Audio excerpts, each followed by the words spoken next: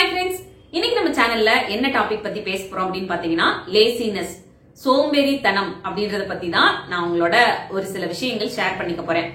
இந்த சோம்பேறித்தனம் அப்படின்றது என்ன காரணங்களுக்காகலாம் நமக்கு வரலாம், அதை எப்படி நம்ம ஓவர் கம் பண்ணி வெளியில வர்றது அப்படின்றத பத்தி தான் ஒரு சில சிம்பிளான டிப்ஸ் மூலமா உங்களோட ஷேர் பண்ணிக்க போறேன்.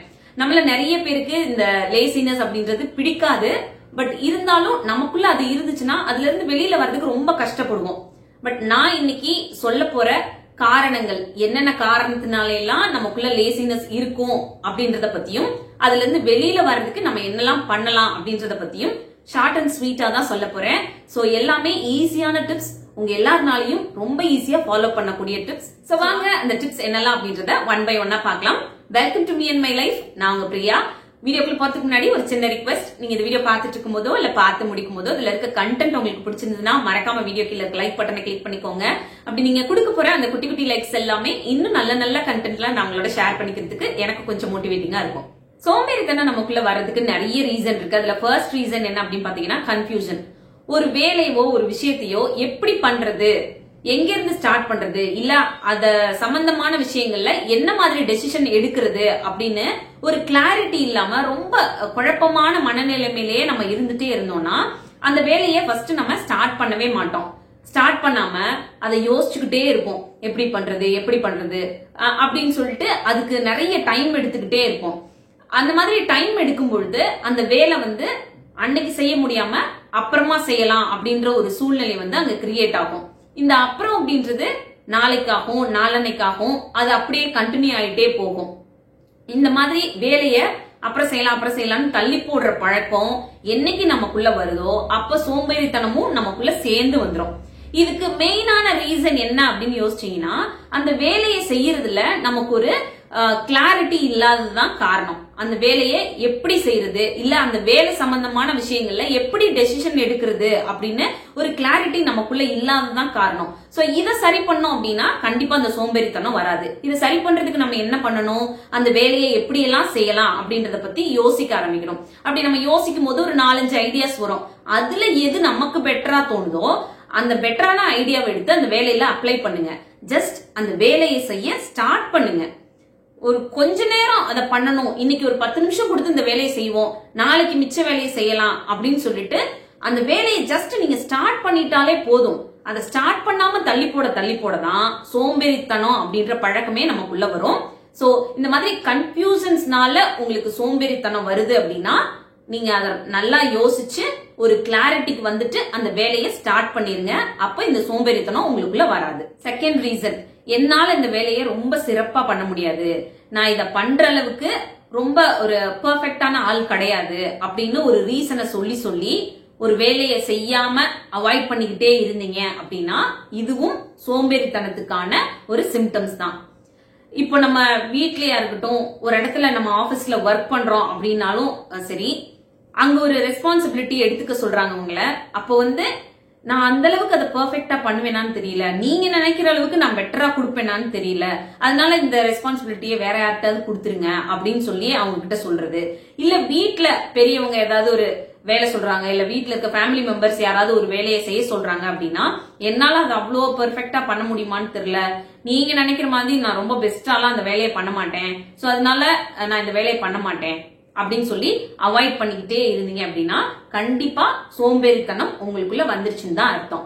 சோ இந்த மாதிரி ஒரு வேலையை நான் ரொம்ப பெர்ஃபெக்டா செய்ய மாட்டேன், ரொம்ப சிறப்பா பண்ணி முடிக்க மாட்டேன், அதனால நான் அந்த வேலையை எடுத்துக்க மாட்டேன் அப்படின்னு சொல்லி நீங்க சோம்பேறித்தனம் பண்ணக்கூடிய பழக்கம் உங்ககிட்ட இருந்துச்சுன்னா அதுக்கு ஒரு சிம்பிளான சொல்யூஷன் என்ன அப்படின்னு பாத்தீங்கன்னா, ஜஸ்ட் அந்த வேலையை கையில எடுத்து உங்களால எந்த அளவுக்கு அதை பெஸ்டா பண்ண முடியுமோ அதை பண்ணுங்க.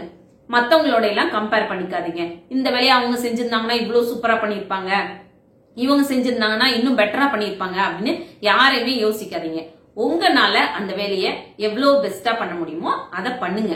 ஜஸ்ட் நீங்க அதை பண்ணும் போதுதான் ஒரு விஷயத்தை அங்க கத்துக்க ஆரம்பிப்பீங்க. கத்துக்க ஆரம்பிக்கும் போதுதான் நம்ம லைஃப்ல வளர ஆரம்பிக்க முடியும். நம்ம கத்துக்காமலேயே இப்படி ஒவ்வொரு விஷயத்த அவாய்ட் பண்ணிக்கிட்டே இருந்தோம் அப்படின்னா நம்ம லைஃப்ல growth அப்படின்றதே இருக்காது. சோ இந்த ஒரு விஷயம் நீங்க லைஃப்ல ஒரு விஷயத்த லேர்ன் பண்ணிக்கிறதுக்கும் ஹெல்ப் பண்ணும், இது மூலமா நீங்க சோம்பேறித்தனம் அப்படின்ற பழக்கத்தையும் உங்ககிட்ட இருந்து தள்ளி வைக்கவும் முடியும். தேர்ட் ரீசன், ஏதாவது ஒரு வேலையா இருக்கட்டும் இல்ல ஒரு விஷயமா இருக்கட்டும், அதுல நமக்கு எப்பெல்லாம் ஆர்வம் குறைய ஆரம்பிக்குதோ அப்பெல்லாம் நமக்குள்ள சோம்பேறித்தனம் தானா வந்துடும். நம்ம டெய்லி பண்ணக்கூடிய வேலைகளாவும் இருக்கலாம், நம்மளோட பேஷனா எடுத்து பண்ணக்கூடிய ஒரு விஷயமாவும் இருக்கலாம், இல்ல நம்மளோட பிசினஸ், நம்ம ஒரு இடத்துல ப்ரொஃபஷனலா ஒர்க் பண்றோம் அப்படின்னு எந்த ஒரு விஷயமாவும் இருக்கலாம். அதை நீங்க பண்ணிட்டு இருக்கும் போதே ஒரு பாதியிலே உங்களுக்கு அது மேல இருக்க இன்ட்ரெஸ்ட் குறைய ஆரம்பிச்சிச்சு அப்படின்னா கண்டிப்பா அங்க சோம்பேறித்தனம் வந்துடும். எப்படி வரும் அப்படின்னு பாத்தீங்கன்னா, எப்போ அந்த வேலையில உங்களுக்கு இன்ட்ரெஸ்ட் குறைய ஆரம்பிக்குதோ அப்போ அந்த வேலைக்கான டைம் ஃபர்ஸ்ட் குறைக்க ஆரம்பிப்பீங்க. அதுக்கு கொடுக்கற அந்த ஒரு எனர்ஜியை குறைக்க ஆரம்பிப்பீங்க, அதுக்கு போடுற எஃபர்ட்டை குறைக்க ஆரம்பிப்பீங்க. இது எல்லாத்தையும் குறைக்க ஆரம்பிக்கும் போது தானா நம்ம ஒரு சோம்பேறித்தனமான பர்சனா மாற ஆரம்பிச்சிருவோம்.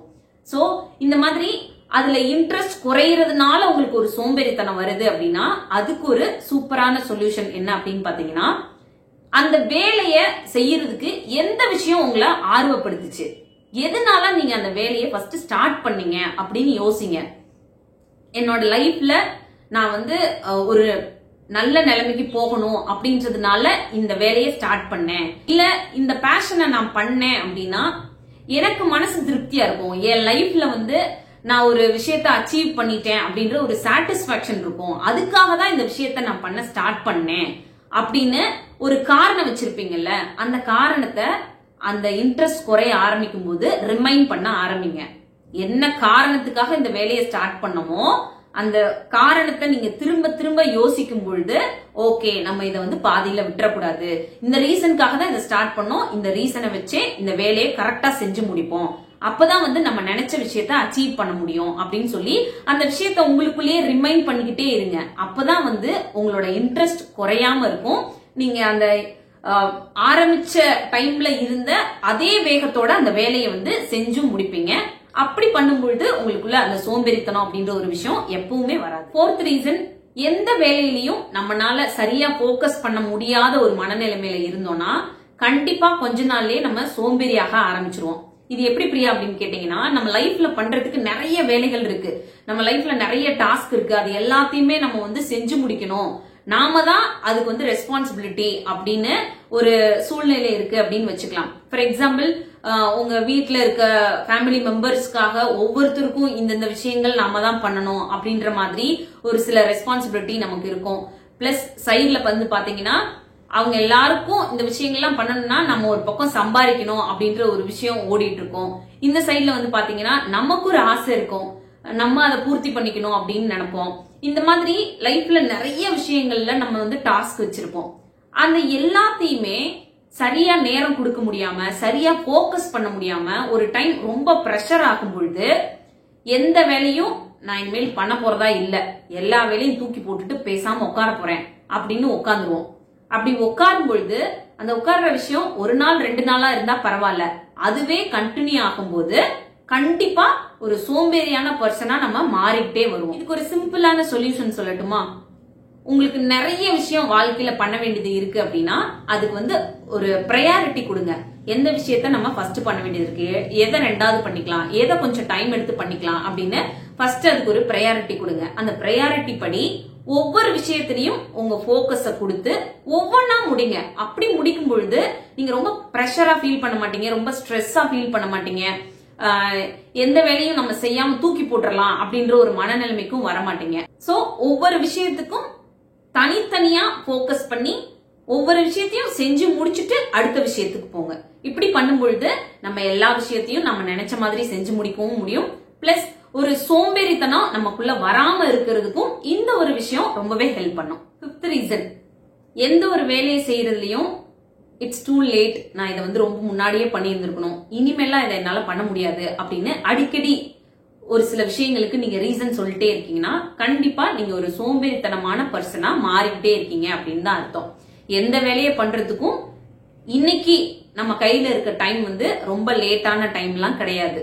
எந்த விஷயமா இருந்தாலும் சரி, ஒரு டைம்ல உங்களால பண்ண முடியல, அதுக்கான வாய்ப்போ அதுக்கான சூழ்நிலையோ இப்ப அமையுது அப்படின்னா சந்தோஷமா அதை எடுத்து பண்ணுங்க.